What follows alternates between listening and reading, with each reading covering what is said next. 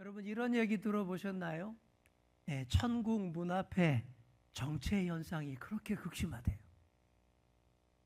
네, 천국 문도 넓은데 그냥 쑥쑥 다 들어가면 될 것 같은데 왜 정체가 심하냐라고 했더니 한국 사람들 때문이랍니다. 네, 한국 사람들이 성형 수술을 하도 많이 해서 원본과 너무 달라서 그거 일일이 대조하느라고 그렇게 정체 현상이 천국 문 앞에서 벌어진다. 이런 얘기 있습니다. 정말 우리나라 성형 산업이 세계 최고입니다. 세계 최고의 성형 미인 제조 거리가 여기서 가까운 강남 압구정동에 쫙 있어요. 다 거기 가서 잘라내고 깎아내고 새겨놓고 집어넣고 빼내고 잡아당기고 그렇게 합니다. 왜들 그렇게 할까요? 왜들 그렇게 할까요? 그냥 원판이 이쁜데 왜들 그렇게 하겠습니까? 세상이 자꾸만 외모 지상주의로 흘러가기 때문입니다. 너무 외모에 집착을 해요. 겉으로 드러나는 한꺼풀 그 외모에, 용모에 집착을 합니다. 심리학자들이 이런 실험을 했어요. 법대생들이 재판 실습으로 모의 재판을 하는 그 자리에 가상의 피고인 두 사람을 몰래 들여보냈습니다. 한 사람은 누가 봐도 미모가 되는 여성이고 한 사람은 미모가 좀 많이 부족한 여성을 섭외를 해서 똑같은 죄를 저질렀다라고 가정해주고 모의 재판을 해보라고 들여보냈어요. 그랬더니 이놈의 남자 법대생들이 똑같은 죄목인데 전혀 다른 판결을 내리더랍니다. 똑같은 죄목인데 이쁜 여자가 그랬다 그러니까 말 못할 사정이 있는가 봐요. 그러면서 무죄, 석방, 선고를 내려요. 근데 똑같은 죄목인데 좀 못생긴 여성분이 그랬다 그러니까 아유 꼭 생긴 대로 노네. 그러면서 아주 형량을 세게 몇 년씩 때려버리더라 라는 그 실험을 보고를 했습니다. 여러분 이러니 억울해서라도 이뻐지려고 안 하겠습니까? 외모 지상주의 시대에 어떻게 하든 살아남고 이겨보려고 다 압구정동 가서 잘라내고 깎아내고 새겨놓고 집어넣고 빼내고 잡아당기는 현상이 벌어지는 것이죠. 자신을 아름답게 가꾸고 변화시키는 것 당연히 매우 중요합니다. 하지만 외모의 겉모양에만 과도하게 집착하다가 더 중요한 알맹이를 놓쳐버리는 수가 있습니다. 특히 우리 믿는 자들은 겉모양이 아니라 알맹이에 더 집중해야 하는 그런 사람들인 거예요. 그 속 알맹이를 놓친 자가 이스라엘의 초대왕 사울이었습니다. 끝내 하나님의 기대를 저버렸어요. 그런 사울 때문에 사무엘이 너무 슬퍼했습니다. 그런 사무엘을 하나님이 어느 날 부르십니다. 언제까지 사울만 보며 슬퍼하겠느냐? 그러면서 사무엘더러 베들레헴으로 가라라고 하십니다. 베들레헴 사람 이새의 아들 중에 한 왕을 하나님이 찜찜해 놓으셨다라는 거예요.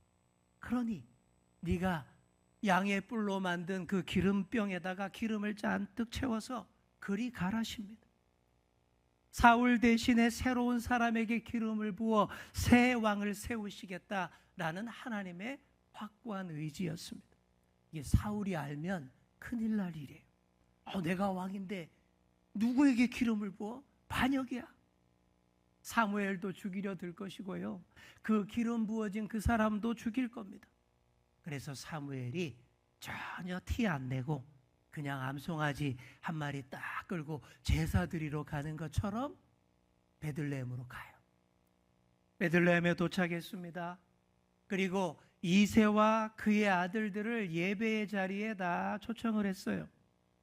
사무엘의 가슴은 기대로 충만합니다. 하나님이 과연 어떤 사람에게 기름을 부어라 하실까? 그때까지 몰라요. 즉석에서 지정해 주실 거예요. 기대로 충만합니다. 사무엘 앞으로 이새의 아들들이 차례로 인사하러 나옵니다. 제일 처음 이새의 맏아들 엘리압을 보자마자 사무엘이 속으로 막 감탄을 합니다. 와, 잘생긴 얼굴, 균형 잡힌 몸매, 완벽한 식스팩, 기름 부을 자가 이 사람인가 보다. 장남 엘리압이 꽤 잘생겼나 봅니다. 사무엘이 엘리압의 외모만 보고 과연 왕이 될 상이로구나 이러고 있는데, 하나님이 사무엘의 마음속에서 그를 꾸짖습니다. 우리 7절 말씀을 우리 함께 화면 보시면서 함께 읽겠습니다. 여호와께서 사무엘에게 이르시되 그의 용모와 키를 보지 말라. 내가 이미 그를 버렸노라. 내가 보는 것은 사람과 같지 아니하니 사람은 외모를 보거니와 나 여호와는 중심을 보느니라 하시더라. 아멘. 용모와 키를 안 본다라는 말에 저는 얼마나 감사한지 몰라요. 용모와 키를 보고 담임 목사 뽑는다면요, 저는 어느 강단에도 설 수가 없습니다. 이 작은 키를 가지고 어디에 내놓겠습니까?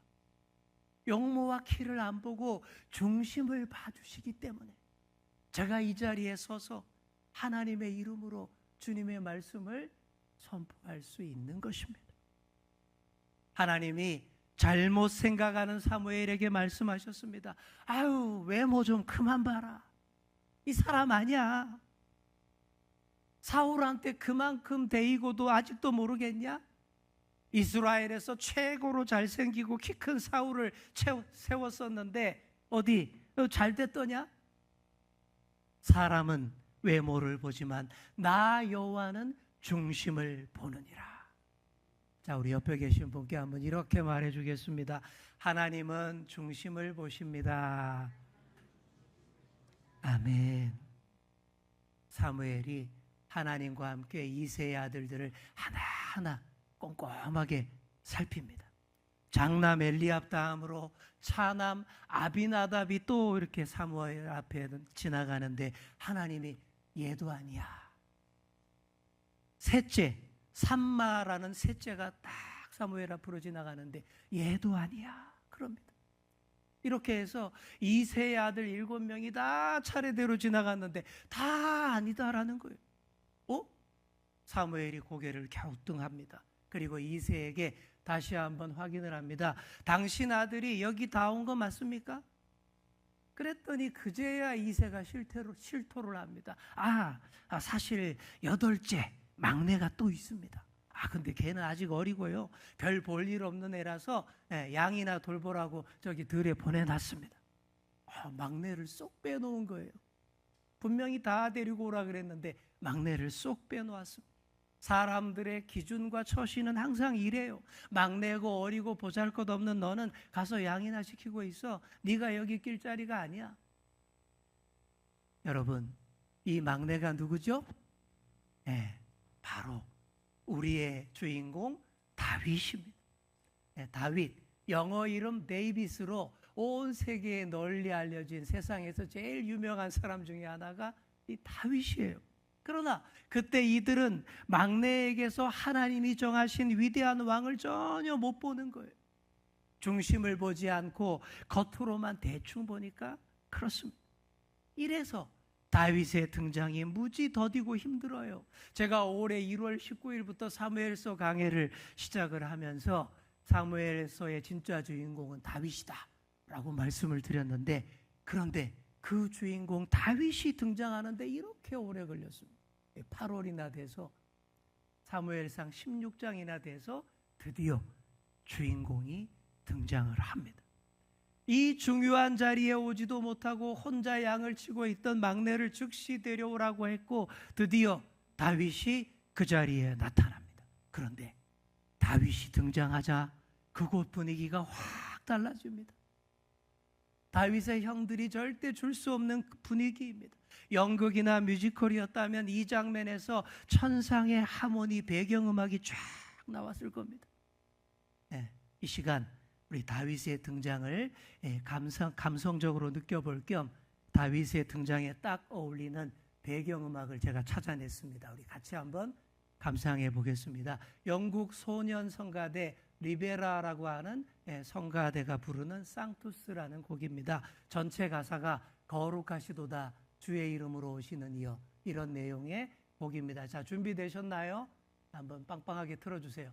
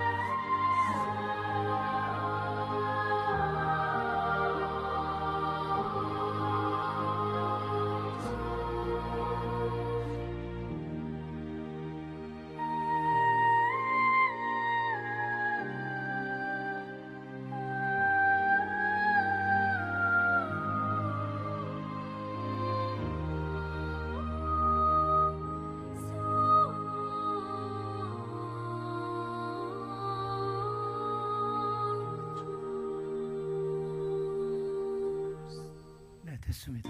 어때요? 저는 다윗이 등장할 때 딱 이 느낌이었다라고 생각합니다. 여러분 많이 들어보신 곡일 거예요. 사무엘도 다윗의 첫인상을 이렇게 묘사를 합니다. 11절을 보시면요, 다윗의 빛이 붉고 눈이 빼어나고 얼굴이 아름답더라. 얼굴이 붉다라는 것은 아직 어리다라는 뜻입니다. 이때 다윗의 나이가 대략 15세 정도 되었을 것이라 추정을 합니다. 그리고 다윗은 전혀 결이 다르게 아름다운 소년이었습니다. 그래서 눈이 빼어나다라고 표현한 거예요. 다윗의 아름다움이 단순한 외모의 아름다움만이 아니다라는 것을 이렇게 표현을 한 것입니다. 그런 다윗이 들어오니까 주위가 환해지는 것 같아요. 천상의 하모니가 들려오는 것 같습니다.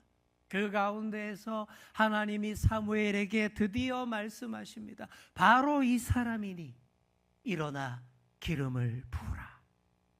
사무엘이 즉시 일어나 기름병 뚜껑을 열고 다윗의 머리에 기름을 붓습니다. 향기로운 올리브 기름이 다윗의 머리에서 얼굴로, 목으로, 가슴으로 흘러내립니다. 흘러내리는 기름과 함께 하나님의 거룩한 영이 다윗을 점령합니다. 그의 중심이 주의 영으로 가득 채워지고 성령에 크게 감동한 사람이 됩니다. 성령에 크게 감동해서 앞으로 위대한 왕의 사명을 감당할 것입니다. 장차 오시는 영원한 왕 예수님의 조상이 될 것입니다. 그 궁극의 역사를 위해 오늘 다윗이 이렇게 극적으로 등장을 한 것입니다. 드디어 나타난 다윗이 거룩한 영에 감동되고 있을 때 사울은 어떻게 하고 있습니까? 14절을 보세요. 여호와의 영이 사울에게서 떠나고 여호와께서 부리시는 악령이 그를 번뇌하게 한지라. 너무 대조적이지 않습니까? 다윗은 주의 영으로 크게 감동하고 있는데 사울은 악한 영, 악령에 크게 시달리고 있다라는 것이죠. 여호와께서 부리시는 악령이라고 했는데 신학적 수사입니다. 뭐 하나님이 악한 영을 보내서 사울을 막 괴롭혔다라는 뜻이 아니에요. 누구든 하나님을 거역하고 멀리 떠나면 주의 영이 거두어지고 그 결과 악한 영들에게 시달릴 수 있는데 그 악한 영들도 다 하나님의 권세 아래 있다라는 의미입니다. 역으로 말하면 언제든 회개하고 하나님과의 관계를 회복하면 악령은 물러나고 다시 거룩한 영으로 채워진다라는 그런 의미입니다. 현재 정신의학자들의 표현대로라면 사울이 정신분열증에 걸린 거예요. 원인이 뭡니까? 전에 채워졌던 하나님의 영이 사울에게서 떠났기 때문에, 그래서 걸린 거예요.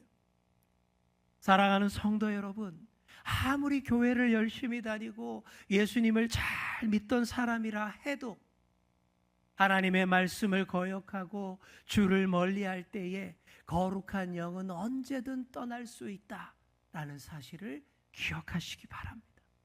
성령이 떠나버리면 그 큰 빈자리에 무엇이 들어오겠습니까? 다른 엉뚱한 것들이 다 들어오는 거예요. 우울증부터 들어옵니다. 무기력증, 분노 조절 장애, 이런 것들이 들어옵니다. 영적 침체에 빠지는 거예요. 더 심해지면 정신분열증으로 발전합니다. 얼마나 불행해지는지 몰라요. 사울이 그렇게 된 겁니다. 왕이 된 이후 당연히 스트레스가 많았겠죠. 그런 스트레스를 하나님을 더 가까이 함으로, 더 하나님께 기도함으로 풀었어야 하는데 전혀 그러지 않았습니다. 수많은 전쟁에서 내가 어떻게 이길까, 내 왕권을 어떻게 지킬까, 늘 이것만 생각하며 달려왔습니다. 그러니 그의 삶에 평안이 없는 거예요. 점점 어려운 전쟁을 하게 된 것이죠. 결국 아말렉과의 그 전쟁에서 마지막 기회마저 날려버렸고 사무엘로부터 이런 얘기까지 듣습니다. 당신 대신 하나님이 다른 왕을 세울 것입니다. 이게 결정타가 된 거예요. 그래서 악령에 시달리게 된 겁니다. 한 번씩 발작하면 전혀 감정 통제가 안 되고 주위에 있던 사람들도 손을 쓸 수 없는 거예요. 하나님 앞에 불순종하여 생긴 병이기 때문에 더 하나님께 나아가야 했습니다. 사무엘부터 만나서 신앙 상담 받아야 했습니다. 사무엘이 안 만나주면 만나줄 때까지 끝까지 울며 불며 매달렸어야 했습니다. 성소에 가서 끝까지 울며 기도해야 했습니다. 그런데 사울이 그렇게 했다는 말이 어디에도 없어요. 사울의 자존심이 그걸 허락하지 않았을 것입니다. 결국 사울의 신하들이 나섭니다. 사울의 영혼과 정신이 안정을 찾을 수 있도록 수금 연주를 잘하는 사람을 찾아서 음악 치료로 해결을 하고자 합니다. 자, 여기서 말하는 수금은요, 히브리어로 킨노르라고 하는 악기인데 이렇게 나무 틀에다가 여러 줄을 걸어서 만든 작은 하프처럼 생긴 현악기입니다. 좋은 킨노르 연주자를 찾아요. 그런데 단순히 음악적 능력, 연주 기술만 좋아서 되는 게 아닙니다. 그 악기를 연주하는 사람 자체가 깊이가 있어야 되고 좋은 사람이어야 음악 치료 효과가 더 탁월하게 되는 것이죠. 자, 그런 사람 누구일까요?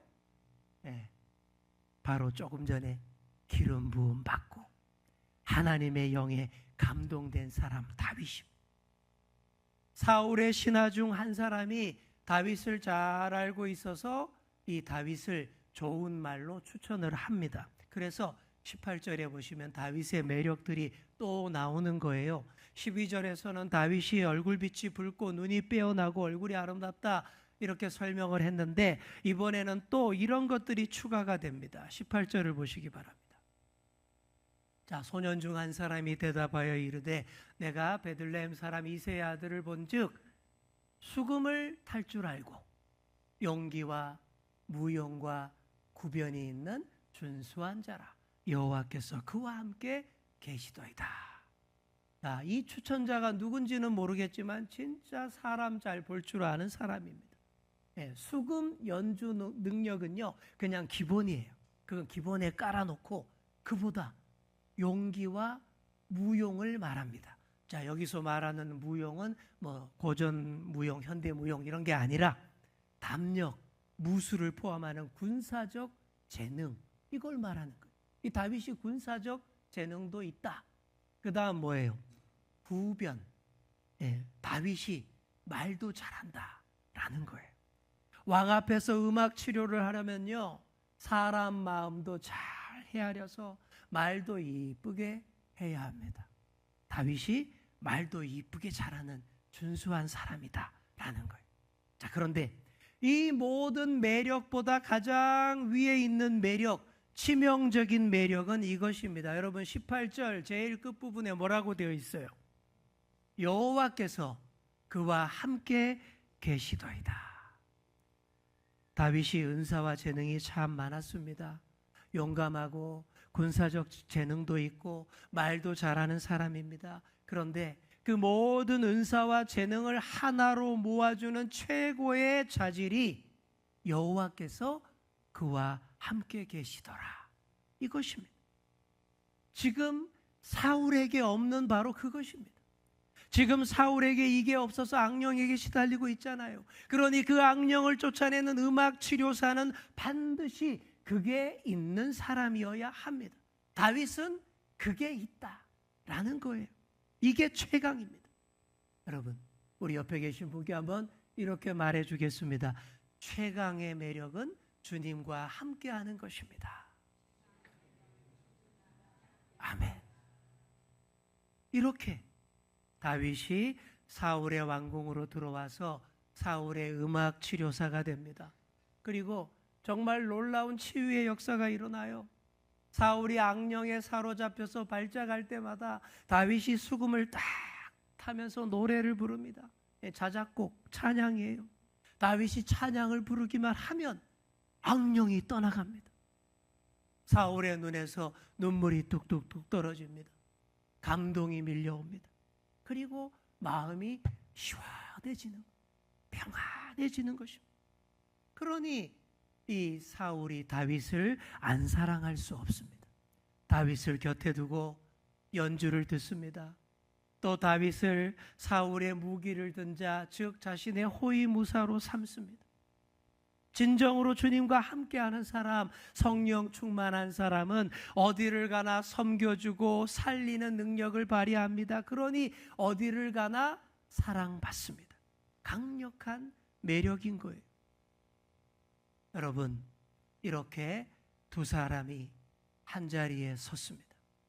한 사람은 큰 키와 좋은 용모를 가졌지만 중심이 잘못되어 악령에 시달리는 사울입니다. 또 한 사람은 늘 주님과 함께함으로 그 중심을 아름답게 세운 사람, 그래서 그 노래만 해도 사람의 영혼을 치유하는 사람, 다윗입니다. 너무 대조적입니다. 사랑하는 성도 여러분, 그 중심에 주의 영이 없는 사울이 아니라 그 중심에 주의 영으로 가득한 다윗이 되시기를 축복합니다. 그래야 성령에 감동한 내가 어디를 가든 분위기를 바꿉니다. 어두운 분위기도 환하게 밝히고 천상의 소리로 새롭게 합니다. 성령에 감동한 내가 뭘 연주해도 아름다운 음악이 되고, 성령에 감동한 내가 뭘 말해도 지혜의 말, 다 공감하는 말이 되고, 성령에 감동한 내가 어떤 용기 있는 일을 해도 다 따르는 역사가 일어납니다. 다윗처럼 최강의 매력을 가진 그런 그리스도인들이 다 되시기를 간절히 축원합니다. 기도하겠습니다. 주님, 용모와 키를 보지 말라. 사람은 외모를 보거니와 나 여호와는 중심을 보느니라고 하신 하나님의 말씀을 가슴에 깊이 새깁니다. 우리의 중심을 거룩한 주의 영으로 가득 채우게 하여 주옵소서. 성령의 기름 부어지고 성령 충만하여서 악한 것들에 시달리는 자, 죽어가는 자, 주님을 멀리 떠난 자들을 살리고 회복해 하는 저희가 되게 하여 주옵소서. 감사드리며 예수님의 이름으로 기도드립니다. 아멘.